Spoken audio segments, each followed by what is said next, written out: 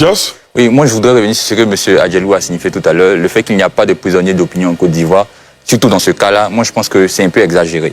Il y a certains cas où c'est effectif. Il y en a qui ont parlé, qui ont dit des choses qu'il ne fallait pas dire. Mais il y a des cas, par exemple, comme ceux-là qui ont marché le 11 ou qui ont voulu marcher le 11.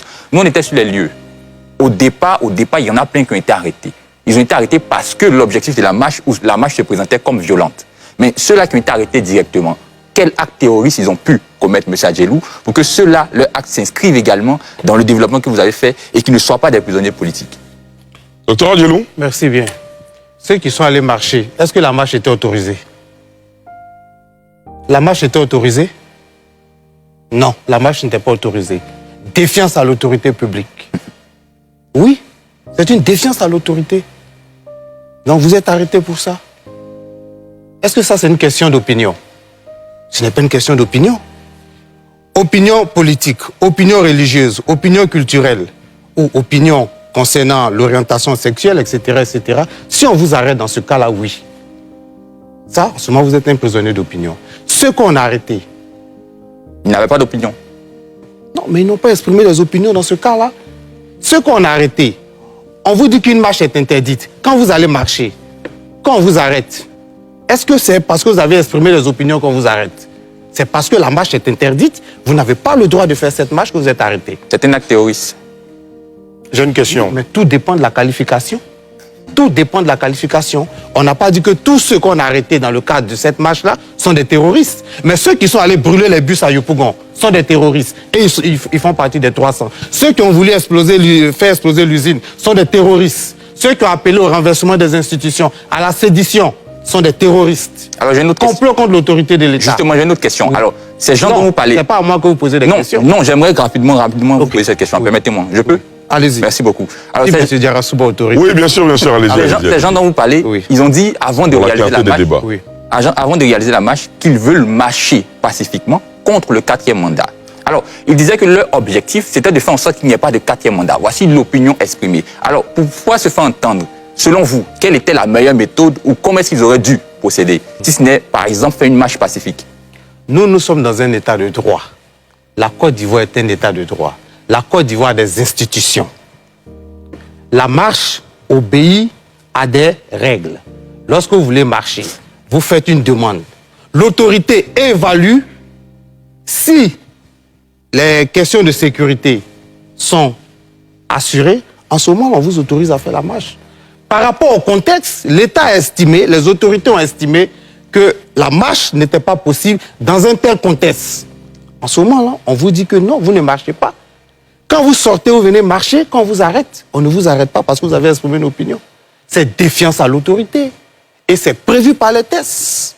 C'est aussi simple que ça. Alors, étant donné qu'ils ne pouvaient pas, par exemple, réaliser la marche, selon vous, qu'est-ce qu'ils auraient pu faire, par exemple? Ils auraient dû rester chez eux. On vous dit, vous ne marchez pas, vous restez chez vous à la maison. D'accord, très bien. Alors, je vais répondre à sa question.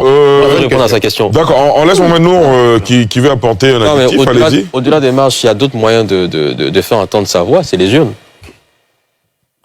Qu'est-ce que vous en pensez? Non, c'est une question. Je ne suis pas d'accord. Ah bon? Parce que si les marches existent... C'est ce qui fait la beauté du débat, quand on n'est pas d'accord. Je remettrai en cause vos valeurs démocratiques si vous ne pensez pas que les urnes, c'est un moyen de se faire entendre. Alors, j'aimerais vous poser la question. Pourquoi est-ce que les marches existent alors? Les marches sont un moyen aussi d'expression démocratique. Justement? On va y arriver. OK. Mais lorsque les autorités préfectorales vous disent que les marches ne sont pas autorisées, est-ce que vous défiez l'autorité?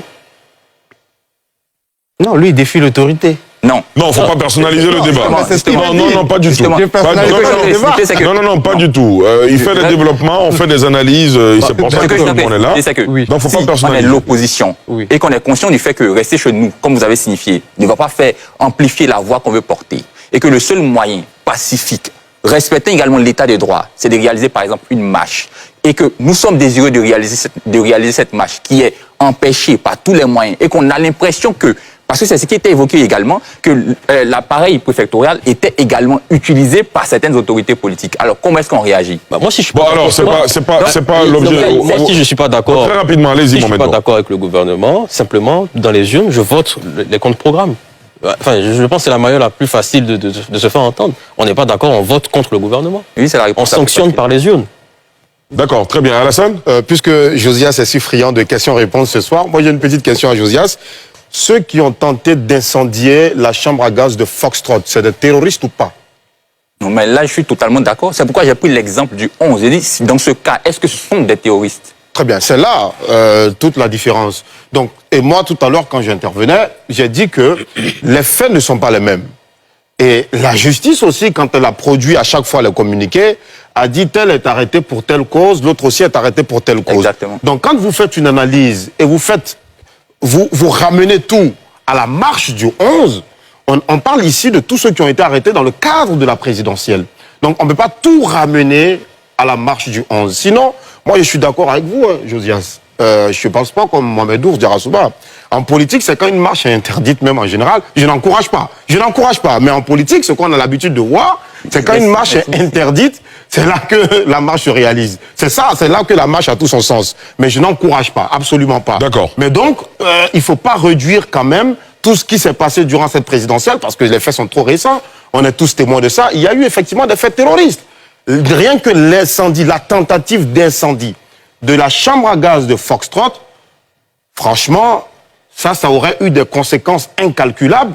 Les spécialistes ne nous parlent même pas de la Côte d'Ivoire seulement, ils nous parlent même de toute la sous-région ouest-africaine. Donc, des gens comme ça, c'est des terroristes et il faut pouvoir leur regarder en face et leur dire que c'est des terroristes. Est-ce que ce sont les militants du PPACI? Ça, c'est une autre question. La justice, peut-être, après les enquêtes, pourra nous le dire. Très bien. Ah, Et s'ils sont parmi les 300 et quelques prisonniers pour lesquels le président Laurent Gbagbo lance aussi l'initiative, on le saura peut-être plus tard.